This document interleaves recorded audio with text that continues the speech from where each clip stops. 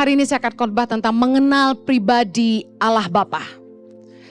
Yesus mengajarkan tentang Allah Tritunggal, 3 pribadi dalam Allah yang Esa, yaitu Allah Bapa, Allah Anak, dan Allah Roh Kudus. Dan kita ingin mengenal sosok Bapa melalui pengajaran Kristus. Amin. Saya percaya hanya Yesus yang bisa menjelaskan dengan sangat baik tentang Bapa di sorga. Yohanes 3 ayat 13 berkata, tidak ada seorang pun yang telah naik ke sorga selain daripada Dia yang telah turun dari sorga, yaitu Anak Manusia. Kristus adalah bagian dari Allah Bapa, karena Allah yang Esa dalam 3 pribadi. Dan Dia yang turun dari sorga, hanya Dia yang bisa menjelaskan seorang Bapa yang bertahta di kerajaan sorga. Mari, ada 3 poin yang saya mau bagikan. Apa yang Yesus ajarkan tentang pribadi Allah Bapa. Selama ini kita cuma berdoa bilang, Bapa kami yang di sorga. Mari kita belajar mengenal Dia. Siapakah Bapa? Matius 23 ayat 22 berkata gini. Dan barang siapa bersumpah demi sorga, ia bersumpah demi tahta Allah, dan juga demi Dia yang bersemayam di atasnya. Yesus mengatakan bahwa Allah Bapa adalah pribadi yang bertahta di kerajaan sorga. Sorga adalah tahta Allah Bapa. Matius 5 ayat 34. Yesus berkata lagi, janganlah sekali-kali bersumpah baik demi langit karena langit adalah tahta Allah, maupun demi bumi karena bumi adalah tumpuan kakinya, ataupun demi Yerusalem karena Yerusalem adalah kota raja besar. Saya tidak tahu bagaimana dengan Anda, tapi saya itu kalau berdoa suka membayangkan. Jadi kalau saya nyembah, saya membayangkan saya tersungkur di kaki Tuhan. Dan saya membayangkan Bapa di sorga itu Allah yang sangat besar. Karena Yesus berkata, langit adalah tahta Allah dan bumi adalah tumpuan kakinya. Saya search di Google gitu, the image of the Father in heaven who throne in heaven. Ayat ini menggambarkan bahwa bumi adalah tumpuan kakinya dan langit adalah tahtanya. Bayangkan betapa besarnya Allah kita. Amen. He's a great God, He's a mighty God. Allah yang besar. Saya ngebayangin Tuhan besar banget gitu ya. Langit tahtanya, bumi tumpuan kakinya, Yesus bilang. Bahkan di dalam doa Bapa kami, Yesus mengajarkan dalam Matius 6 ayat 9. Bapa kami yang di sorga, dikuduskanlah namamu. Jadi ada 3 pribadi Allah Tritunggal, salah satunya Allah Bapa. Dia tidak turun ke dunia, Dia bertahta di kerajaan sorga. Karena itulah kita berdoa, Bapa kami yang di sorga. Yang kedua, apa yang Yesus ajarkan tentang Allah Bapa? Yesus mengenalkan Bapa sebagai Jehovah Jireh. Jehovah Jireh, Allah yang menyediakan. Dalam Matius 6 ayat 31, kita baca sama-sama. Sebab itu janganlah kamu khawatir dan berkata, apakah yang akan kami makan? Apakah yang akan kami minum? Apakah yang akan kami pakai? Semua itu dicari bangsa-bangsa yang tidak mengenal Allah. Akan tetapi Bapamu yang di sorga tahu bahwa kamu memerlukan semuanya ini. Katakan pada dirimu, Bapa tahu apa yang aku perlukan. Yesus berkata, janganlah kamu khawatir. Kita gak boleh khawatir sebagai orang percaya. Karena kita harus yakin kita punya Bapa yang tahu apa yang kita perlukan. Itu yang Yesus ajarkan. Bahwa Bapa itu Bapa yang peduli akan kita. Bapa yang tahu apa sih yang kita butuhkan dalam hidup kita.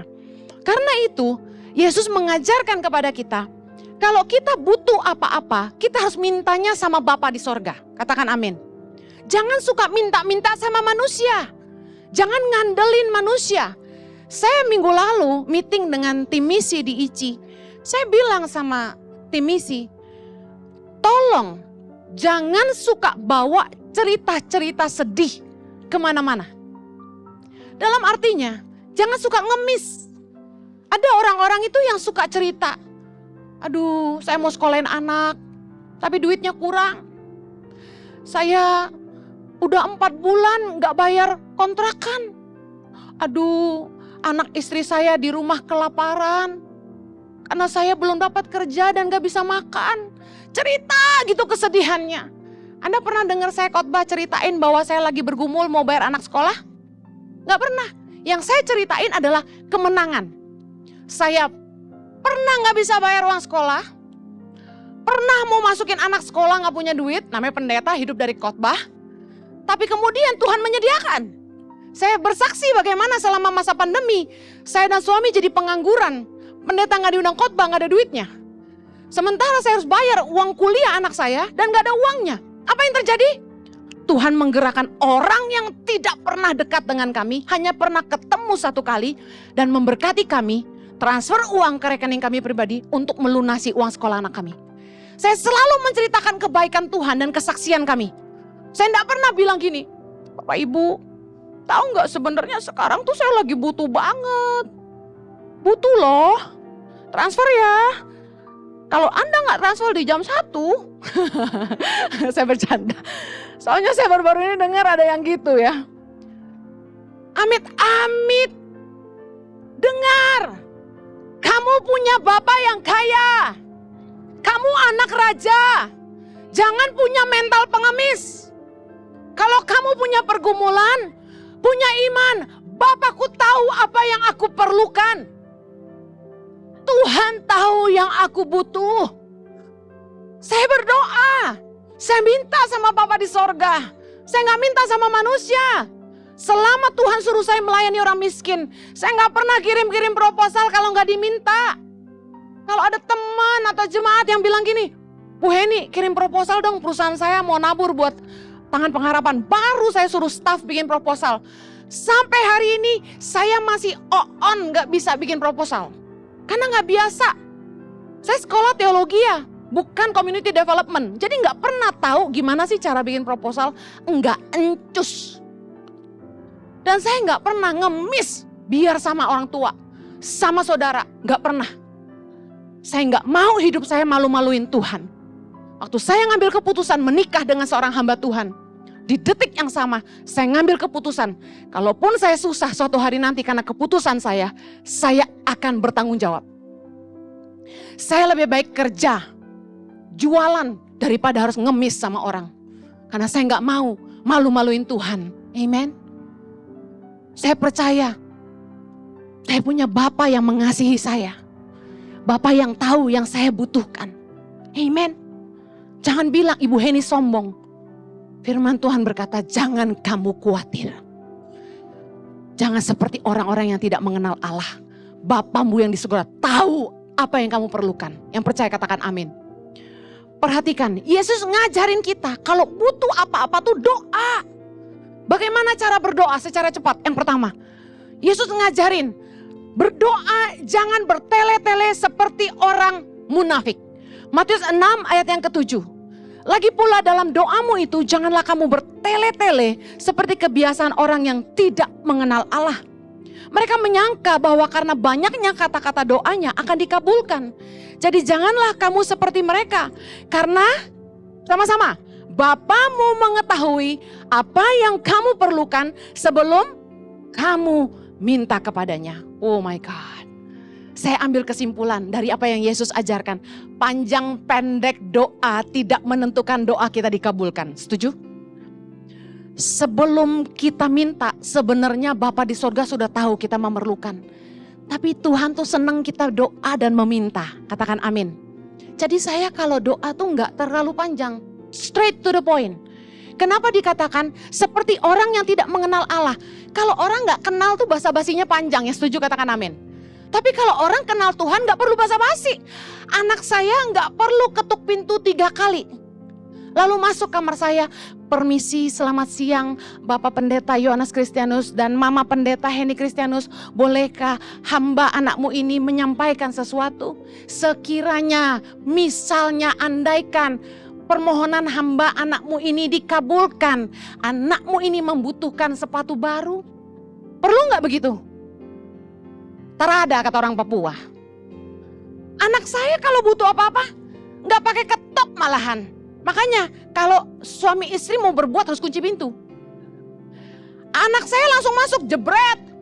Mami, I need. Langsung begitu. Orang tanda kenal itu straight to the point. Saya heran kalau pendeta masih suka khotbah makan lama. Bikin kita lapar aja. Saya udah paling panik kalau saya bawa pendeta ke NTT. Satu kali kan saya turun ke Timor gitu, mengunjungi Feeding and Learning Center Tangan Pengharapan. Masyarakat tuh kalau saya udah datang, sediain makanan udah termewah yang mereka bisa karena mereka miskin kan. Biasanya ikan tongkol, ya kasihan ya mereka kan gak mampu ya. Siapinnya tuh air gula dari pohon aren sama putak. Putak itu isinya dahan pohon apa itu? Yang dicop-cop-cop-cop tuh dibikin kayak kerak telur gitu. Modelnya mirip gitu tapi rasanya beda. Nah mereka taruh itu. Nah pendeta yang saya ajak saya bilang gini supaya menghormati toh. Bapak pendeta bisa berdoa sebelum kita makan. Siap, dia bilang gitu. Dia langsung berdoa. Bapa kami di dalam kerajaan sorga. Dikuduskanlah namamu. Datanglah kerajaanmu. Ku dalam hati gue, wih doa makan doa Bapa kami dia. Kami juga memberkati anak-anak yang tidak bisa makan. Janda, fakir, miskin yang kesusahan. Selama dia berdoa, saya liatin itu makanan lalat sudah datang. Makanan saya yang kesukaan saya itu putak dan gula merah itu. Mulai dilalerin. Sorry men, saya buka mata. Saya gak nutup mata. Karena Bapak saya di sorga tahu saya lapar. Saya kipas-kipas. Lalat pergi. Pisang rebus sih gak apa-apa ya, ada kulitnya, bener gak? Itu saya sampai panik, saya lama bener lagi dia doa, nyesel gue suruh dia. Dalam hati gitu. Soalnya kalau saya doa makan gini. Mau dengar? Bapak terima kasih buat makanan ini. Di dalam nama Yesus. Amin. Makan gue. Kata suami saya itu doa orang lapar. Ya udah, saya perpanjang sedikit. Bapak terima kasih buat makanan ini. Berkati, kuduskan supaya tidak jadi penyakit. Tidak bikin gendut, tidak bikin kolesterol. Di dalam nama Yesus. Amin. Makan kita. Semua selalu menghina saya. Itu doa orang kelaparan. Biarin, lusuk rohani, gue lapar. Panjang pendek doa. Yesus sampai bilang gini. Orang-orang yang berpikir kalau dengan panjang doanya dikabulkan. Tuhan belenak sama doa yang basa-basi. Straight to the point. Amen. Doa jangan bertele-tele. Katakan kanan kirimu, doa gak usah bertele-tele. Sebelum kita doa, Tuhan sudah tahu yang kita perlukan. Yang kedua, Yesus ngajarin supaya kalau kita berdoa minta kepada Bapa itu dengan sungguh-sungguh. Keep knocking, keep asking, keep waiting. Kalau kamu minta sesuatu sama Tuhan, mintalah dengan kegigihan. Suami saya ini anak yang gigih. Menurut mamanya yang tersayang, dia kalau mau apa, harus apa. Gak dikasih, minta terus.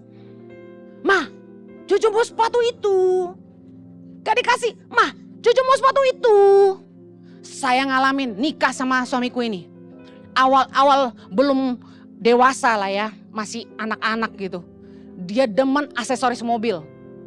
Ngabisin duit. Bayar sound system, speaker, tip. Saya sampai pusing. Ini mobil apa dugem? Dendang dendong. Ternyata kalau kita ke NTT itu oplet mikrolet bunyinya gitu. Saya bilang gini, kamu habis berapa ganti-ganti velg mobil begini? Dia bilang $3.000. Kacau, gaji lu berapa beli velg mobil 3.000? Saya liatin waktu kami married, saya waktu pacaran kan gak bisa ngomong apa-apa, bener gak? Duit dia kerja sendiri. Tapi begitu married, gue mulai nyap-nyap. Jojo, kita gak bisa seperti ini. Kita harus bijaksana mengatur keuangan. Kita punya cicilan rumah, Jo. Kita harus nabung.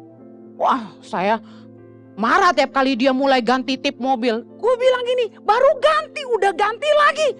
Kalau saya gak kasih, dia bilang, gue juga kerja, duit gue. Gitu ngomongnya. Nah, saya perhatiin gini, saya lagi tidur, saya ngintip, dia lagi browsing di internet, tip-tip mobil baru, mulai browsing. Jadi saya ngalamin yang emaknya ngomong, mau apa mesti apa, what gue. Tapi ternyata orang kayak gini yang doanya dijawab Bapa di sorga. Jojo tuh punya pandangan yang luar biasa sama Bapa di sorga. Dia percaya Tuhan sayang dia. Dan kalau dia pengen apa, Tuhan pasti kasih gitu. Saya belajar punya iman seperti suamiku ini. Saya ini kan orangnya, sudah sederhana aja, secukupnya aja. Enggak. Dia berdoa lebih besar dari saya. Dia doa sama Tuhan tuh minta yang gede-gede yang dalam hati saya. Ya ampun Jo, udah sederhana aja kali gitu. Tapi ternyata saya salah. Dengar firman Tuhan, Matius 7. Hal pengabulan doa. Ayat 7. Mintalah, katakan mintalah. Maka akan diberikan kepadamu. Carilah, katakan carilah. Maka kamu akan mendapat. Ketoklah, katakan ketoklah. Maka pintu akan dibukakan bagimu. Karena setiap orang yang meminta, menerima. Setiap orang yang mencari, mendapat. Setiap orang yang mengetok, baginya pintu dibukakan. Kudu ngoyo minta sama Tuhan. Jangan berhenti berdoa sampai Tuhan menjawabnya. Saya saksikan teman saya. 16 tahun menikah, gak dikarunia keturunan. Suaminya udah 50-an. Istrinya udah mendekati 40, mereka beda jauh. Tidak dikarunia keturunan. Satu hari saya pergi ke kotanya di Solo. Terus kami rame-rame doain dia. Habis saya khotbah kami doain. Kami sepakat, kami meminta. Saya doainnya tuh sampai nangis-nangis. Tuhan berkati, kasihan. Berkati. Gak lama saya dengar dia hamil. Wow, amazing banget. Saya sampai wah happy. Tuhan menjawab doa. Terima kasih Tuhan. Gak lama saya ketemu dia. Udah 8 bulan. Tapi dengar dulu. Begitu saya pulang dengar lagi, kandungannya umur 8 bulan meninggal. Nunggunya 16 tahun. 8 bulan hamil dikit lagi keluar meninggal. Kalau Anda jadi dia, Anda tinggalin Tuhan gak? Jangan bilang enggak. Gue yakin iman lu goyang. Kalau mau jujur bilang heeh. Nunggu 16 tahun. Hamil 8 bulan, tinggal dikit lagi. Tahu-tahu meninggal, kita marah gak sama Tuhan? Pasti marah. Dia udah kayak orang gila. Tapi tiba-tiba, dia tidak menyerah. Dia berdoa sama Bapa. Dia doa lagi. Keep knocking on the heaven's door. Berdoa, mengetuk, menunggu, mencari. Tahu apa yang terjadi? Dia hamil lagi. Dan sekarang punya anak laki-laki, namanya Ishak. Tuhan kita luar biasa, haleluya. Kalau doa tuh jangan gak ngoyo. Doalah sungguh-sungguh. Yang ketiga, kita harus percaya waktu kita doa bahwa kita tuh punya Bapa yang baik. Amen. Katakan Bapakku baik. Matius 7. Yesus loh yang ngajarin kita. Ayat 9 bilang gini. Adakah seorang daripadamu yang memberi batu kepada anaknya jika ia meminta roti? Atau memberi ular jika ia meminta ikan? Ayat 11, baca sama-sama. Jadi jika kamu yang jahat tahu memberi pemberian yang baik kepada anak-anakmu, apalagi Bapamu yang di sorga, ia akan memberikan yang baik kepada mereka yang meminta kepadanya. Yuk lihat ke atas bilang, Tuhan terima kasih Engkau Bapa yang baik. Dikatakan, ia akan memberikan yang baik kepada mereka yang meminta kepadanya. Seperti seorang anak yang percaya bahwa papanya baik. Yang pasti akan memelihara hidupnya. Demikianlah kita sama Bapa. Amen. Kalau doa itu, yakinilah kamu tuh punya Bapa yang baik. Kalau kita aja yang sayang anak, kita selalu pengen kasih yang terbaik buat anak kita. Demikian juga Bapa di surga. Tuhan tahu apa yang kamu butuhkan. Yang keempat, waktu kita berdoa, Yesus ngajarin kita. Kalau udah doa, terimalah dengan iman. Markus 11 ayat 24. Baca sama-sama. Karena itu aku berkata kepadamu, apa saja yang kamu minta dan doakan, percayalah bahwa kamu telah menerimanya. Maka hal itu akan diberikan kepadamu. Ulangi kata-kata, percayalah bahwa kamu telah menerimanya. 3, 2, 1. Setelah berdoa, kita harus percaya kita telah terima. Sudah terima belum? Sudah dijawab belum? Tapi Yesus ngajarin apa? Percayalah kamu telah menerimanya. Jadi apa yang kamu harus lakukan? Anda sakit, Anda berdoa. Tuhan sembuhkan aku. Apa yang harus Anda lakukan? Tiap hari bangun berdoa ngucap syukur. Tuhan terima kasih. Pasangan hidup yang terbaik sudah on the way.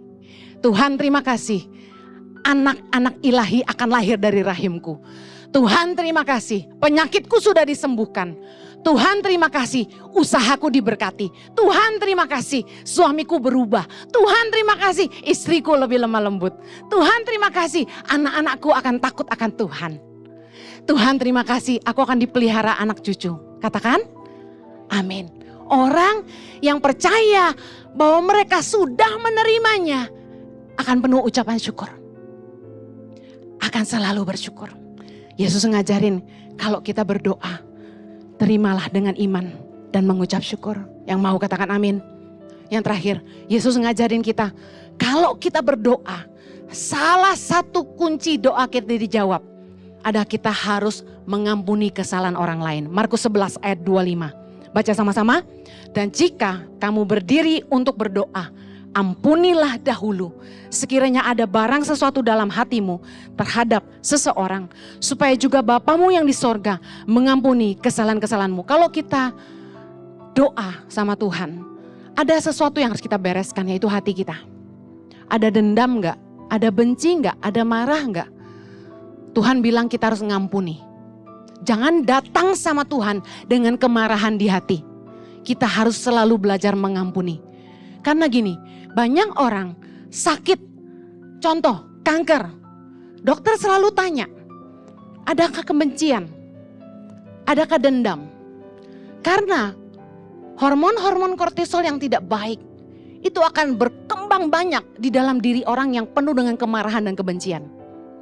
Ketika kita marah, ketika kita kecewa, dendam, itu tanpa kita sadari, tubuh kita ini mengeluarkan zat-zat kortisol yang tidak baik, yang bikin penyakit. Makanya make sense sekali kenapa Tuhan bilang sebelum kita doa kita harus ngampuni. Karena percuma kita doa minta Tuhan menyembuhkan sakit kita kalau masih ada amarah di hati kita, bisa paham? Karena itu kalau Anda punya luka di hati, Anda harus ngampunin. Percayalah, orang yang mengampuni akan diberkati. Orang yang mengampuni akan beroleh kemurahan, katakan amin. Orang yang mudah mengampuni, hidupnya itu penuh sejahtera, damai, gak berat, kaki melangkah enteng, gak takut ketemu siapapun. Karena hatinya selalu mengampuni. Yang terakhir, apa yang Yesus ajarkan tentang Allah Bapa? Bapa mau kita menghidupi kehendaknya dalam hidup kita. Yesus berkata dalam Yohanes 6 ayat 38, sebab aku telah turun dari sorga bukan untuk melakukan kehendakku, tetapi untuk melakukan kehendak Dia yang telah mengutus aku. Perhatikan, Yesus kasih teladan sama kita bahwa Yesus turun ke dunia ini cuma satu, melakukan kehendak Bapa, bukan kehendaknya. Bahkan dalam Lukas 22 ayat 42, Anda ingat waktu Yesus berdoa di Taman Getsemani sebelum disalib?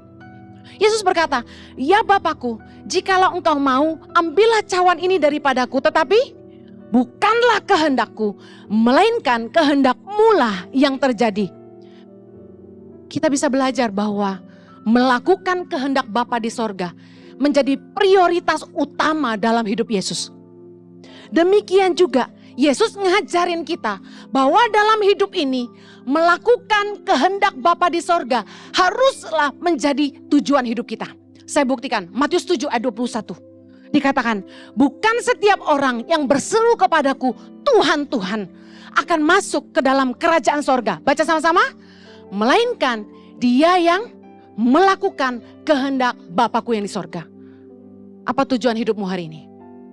Kita ini diciptakan untuk tujuan Tuhan. Katakan, aku diciptakan untuk tujuan Tuhan. Tuhan itu gak iseng nyiptain kita. Kita itu lahir ke dunia ini bukan karena orang tua kita mau. Kalau seorang anak bisa lahir ke dunia ini, mereka lahir dengan tujuan Tuhan dalam hidup mereka. Katakan amin. Anda jangan merasa Anda tidak punya apa-apa. Jangan merasa Anda tidak bisa apa-apa. Anda dilahirkan ke dunia ini dengan tujuan Tuhan dalam hidupmu. Mari kita belajar bahwa ternyata tujuan kita hidup haruslah melakukan kehendak Bapa. Dan Yesus mengajarkan bahwa kita harus mendahulukan kehendak Bapa dalam hidup kita di atas kebutuhan kita. Matius 6 ayat 31 sampai 32 tadi kita baca tentang sebab itu janganlah kamu khawatir dan berkata apa yang kami makan, apa yang kami minum, apa yang kami pakai. Baca ayat 33. Kita baca sama-sama. Tetapi carilah dahulu kerajaan Allah dan kebenarannya, maka semuanya itu akan ditambahkan.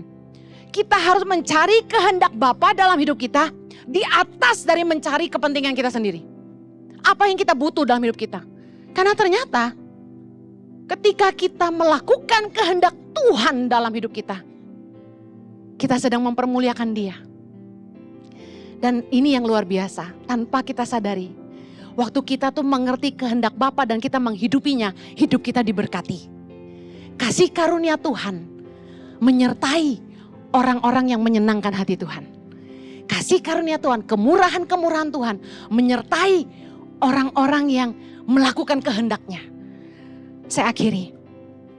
Seringkali kita bilang gini, Tuhan aku ingin mempermuliakan Engkau dalam hidupku. Tahukah apa yang mempermuliakan Tuhan dalam hidupmu? Yohanes 17 ayat yang keempat, Yesus bilang gini, aku telah mempermuliakan engkau di bumi dengan jalan menyelesaikan pekerjaan yang engkau berikan kepadaku untuk melakukannya. Wow, kepada setiap kita, Tuhan menitipkan sebuah rencana, sebuah pekerjaan baik yang harus kita hidupi hari ini. Pertanyaan saya, apakah Anda sudah mengerti kehendak Bapa dalam hidupmu? Salah satu kehendak Bapa dalam hidup kita orang percaya adalah menjadi saksi Kristus. Yohanes 3 ayat 16 berkata, karena begitu besar kasih Allah Bapa pada dunia ini, karena itu Dia mengaruniakan putranya yang tunggal, supaya barang siapa percaya kepadanya tidak binasa, melainkan beroleh hidup yang kekal. Salah satu kerinduan hati Tuhan adalah tidak ada yang binasa. Tuhan mau tidak ada yang binasa. Apakah hari ini Anda punya kerinduan untuk lihat orang-orang di sekitarmu diselamatkan? Salah satu kehendak Tuhan dalam hidup kita ada memberitakan kabar baik. Berdoa untuk jiwa-jiwa agar diselamatkan. Tuhan gak mau ada seorang pun binasa. Apakah hari ini Anda menjawab kerinduannya? Nanti di ibadah jam 5 sore saya akan lanjutkan tentang kerinduan Tuhan buat kita orang percaya. Tapi saya ingin akhiri dengan ini. Apa maksud firman Tuhan? Matius 6:33, carilah tetapi. Istilahnya gini, aku tahu kamu membutuhkan makan, pakai, minum. Tetapi carilah dahulu, jadi prioritasin dulu kebenaran, kehendak Allah dalam hidupmu. Maka semuanya akan ditambahkan. Kamu tidak akan kekurangan. Saya dan suami ngalamin ini. Waktu kami mengedepankan kehendak Tuhan dalam hidup kami. Dan menomorduakan kepentingan kami pribadi. Kami ngambil keputusan untuk taat kepada panggilan Tuhan dan pulang ke Indonesia. Meninggalkan semua kenyamanan dan apapun yang kami bangun di Australia. Kami mengedepankan kepentingan Tuhan. Bagi saya, hidup adalah Kristus. Mati adalah keuntungan. Saya mau hidup hanya buat Tuhan. Jadi kalau Tuhan panggil saya ke Indonesia, meskipun susah, kami lakukan semuanya. Anda lihat kami hari ini, Anda cuma lihat buah. Tapi Anda tidak tahu benih yang telah mati dan jatuh ke tanah.